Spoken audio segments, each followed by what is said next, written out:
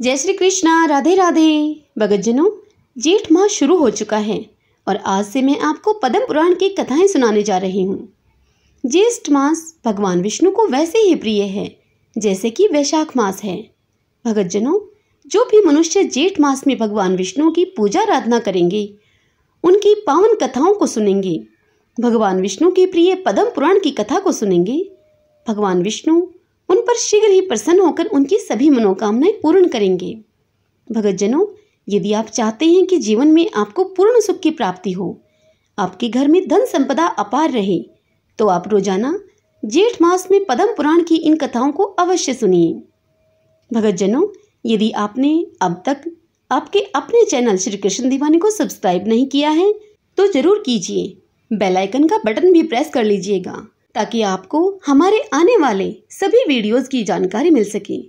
सब बोलिए विष्णु भगवान की जय। भगतजनों, कथा सुनने के बाद इसे अपने दोस्तों और रिश्तेदारों के साथ भी शेयर करिए ताकि उन्हें भी कुछ लाभ प्राप्त हो सके। ओम श्री परमात्मने नमः। आइए अब कथा सुनते हैं। श्री व्यास जी के शिष्य परम बुद्धिमान लोमश हर्षण जी एकांत में बैठे हुए अपने पुत्र उग्र शर्वा नामक सूत से कहा कि हे बेटा, तुम ऋषियों के आश्रमों पर जाओ और उनके पूछने पर संपूर्ण धर्मों का वर्णन करो। तुमने मुझसे जो संक्षेप में सुना है वह उन्हें विस्तार पूर्वक सुनाओ। मैंने महर्षि वेदव्यास जी के मुख से समस्त पुराणों का ज्ञान प्राप्त किया है और वह सब तुम्हें बता दिया है। अतः अब मुनियों के समक्ष तुम उसका विस्तार के साथ वर्णन करो। प्रयाग में कुछ महर्षियों ने, जो उत्तम कुलों में उत्पन्न हुए थे, साक्षात भगवान से प्रश्न किया था। वे यज्ञ करने के योग्य किसी पावन प्रदेश को जानना चाहते थे। भगवान नारायण ही सबके हितैषी हैं। वे धर्म अनुष्ठान की इच्छा रखने वाले उन महर्षियों के पूछने पर बोले कि हे मुनिवरों, यह सामने जो चक्र दिखाई दे रहा है, इसकी कहीं तुलना नहीं है। इसकी नाभि सुंदर और स्वरूप दिव्य है। यह सत्य की ओर जाने वाला है। इसकी गति सुंदर एवं कल्याणमयी है। तुम लोग सावधान होकर नियम पूर्वक इसके पीछे पीछे जाओ। तुम्हें अपने लिए हितकारी स्थान की प्राप्ति होगी। यह धर्ममय चक्र यहाँ से जा रहा है। जाते जाते जिस स्थान पर इसकी नेमी जीर्ण शीर्ण होकर गिर पड़े, उसी को पुण्यमय प्रदेश समझना तुम। उन सभी महर्षियों से ऐसा कहकर भगवान अंतर्ध्यान हो गए और वह धर्म चक्र नैमिषारण्य के गंगावर्त नामक स्थान पर गिरा। तब ऋषियों ने नैमिषीर्ण होने के कारण उसी स्थान का नाम नैमिष रखा और नैमिषारण्य में दीर्घ काल तक चालू रहने वाले यज्ञों का अनुष्ठान आरंभ कर दिया। हे बेटा, वहीं तुम भी जाओ और ऋषियों के पूछने पर उनके धर्म विषयक संशयों का निवारण करो। तदंतर ज्ञानी उग्र शर्वा पिता की आज्ञा को मानकर उन मुनीश्वरों के पास गए और उनके चरण पकड़कर हाथ जोड़कर उग्र शर्मा अर्थात लोमश हर्षण जी के पुत्र व्यास जी ने उन्हें प्रणाम किया। वे सूत जी बड़े ही बुद्धिमान थे। उन्होंने अपनी नम्रता और प्रणाम आदि के द्वारा महर्षियों को संतुष्ट किया। वे यज्ञ में भाग लेने वाले महर्षि भी सदस्यों के सहित बहुत प्रसन्न हुए और सबने एकत्रित होकर सूत जी का यथा योग्य आदर सत्कार किया। ऋषि बोले, देवताओं के समान तेजस्वी सूत जी, आप कैसे और किस देश से यहाँ आए हैं? अपने आने का कारण बतलाइए। सूत जी ने कहा, हे महर्षियों, मेरे बुद्धिमान पिता व्यास शिष्य लोमश हर्षण जी ने मुझे यह आज्ञा दी है कि तुम मुनियों के पास जाकर उनकी सेवा में रहो और वे तुमसे जो कुछ भी पूछें उन्हें बताओ। आप लोग मेरे पूज्य हैं। बताइए, मैं कौन सी आपसे कथा कहूँ? पुराण, इतिहास अथवा भिन्न भिन्न प्रकार के धर्म, जो आज्ञा दीजिए वही सुनाऊं। सूत जी का यह मधुर वचन सुनकर वे श्रेष्ठ महर्षि बहुत प्रसन्न हुए।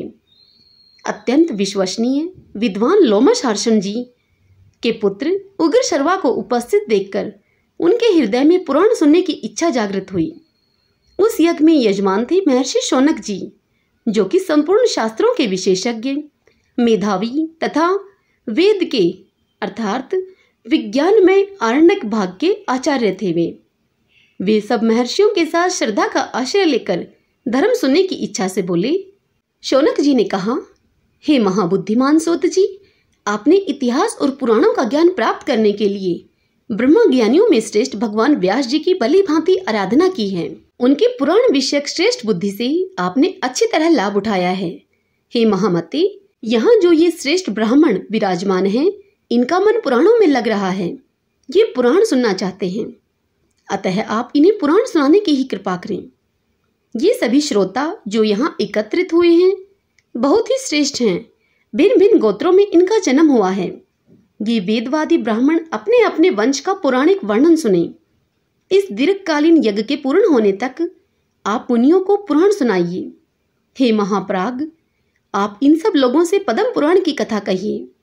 पद्म की उत्पत्ति कैसे हुई, उससे ब्रह्मा जी का आविर्भाव किस प्रकार हुआ तथा कमल से प्रकट हुए ब्रह्मा जी ने किस प्रकार जगत की सृष्टि की, ये सब बातें इन्हें बताइए। उनके इस प्रकार पूछने पर लोमस हर्षण कुमार सूत जी ने सुंदर वाणी में सूक्ष्म अर्थ से भरा हुआ न्याययुक्त वचन कहा। वे बोले, हे महर्षियों, आप लोगों ने जो मुझे पुराण सुनाने की आज्ञा दी है, इससे मुझे बड़ी प्रसन्नता हुई है। यह मुझ पर आपका महान अनुग्रह है। संपूर्ण धर्मों के पालन में लगे रहने वाले पुराण वेता विद्वानों ने जिनकी भली भांति व्याख्या की है, उन पुराणों में बताए विषयों को जैसे मैंने सुना है उसी रूप में वह सब आपको सुनाऊंगा।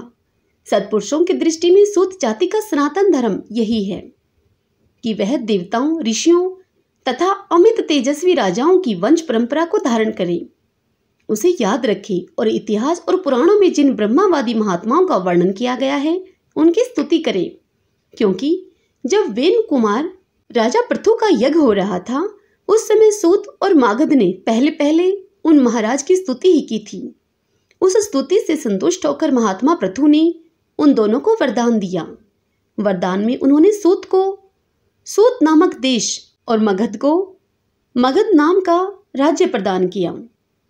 क्षत्रिय के वीर्य और ब्राह्मण के गर्भ से जिसका जन्म होता है वह सूत कहलाता है। ब्राह्मणों ने मुझे पुराण सुनाने का अधिकार दिया है। आपने धर्म का विचार करके ही मुझे पुराणों की बातें पूछी हैं। इसलिए इस भूमंडल में से जो सबसे उत्तम और ऋषियों के द्वारा सम्मानित पद्म पुराण है, इसकी कथा मैं आरंभ करता हूँ। श्री कृष्ण द्वैपायन व्यास जी साक्षात भगवान नारायण के स्वरूप हैं। वे ब्रह्मादि सर्वज्ञ, संपूर्ण लोकों में पूजित तथा अत्यंत तेजस्वी हैं। उन्हीं से प्रकट हुए पुराणों का मैंने अपने पिताजी के पास रहकर अध्ययन किया है। पुराण शब्द शास्त्रों के पहले से विद्यमान हैं। ब्रह्मा जी ने कल्प के आदि में सबसे पहले पुराणों का ही स्मरण किया था। पुराण त्रिविग अर्थात धर्म, अर्थ और काम के साधक एवं परम पवित्र हैं। उनकी रचना 100 करोड़ श्लोकों में हुई है। समय के अनुसार इतने बड़े पुराणों का श्रवण और पठन असंभव देखकर स्वयं भगवान उनका संक्षेप करने के लिए प्रत्येक द्वापर युग में व्यास रूप से अवतार लेते हैं और पुराणों को 18 भागों में बांटकर उन्हें 4 लाख श्लोकों में सीमित कर देते हैं। पुराणों का यह संक्षिप्त संस्करण ही इस भूमंडल में प्रकाशित होता है। देवलोकों में आज भी 100 करोड़ श्लोकों का विस्तृत पुराण मौजूद है। अब मैं परम पवित्र पद्म पुराण का वर्णन आरंभ करता हूँ। उसमें 5 खंड और 55,000 श्लोक हैं। पद्म पुराण में सबसे पहले सृष्टि खंड है, उसके बाद भूमि खंड आता है, फिर स्वर्ग खंड और उसके पश्चात पाताल खंड है।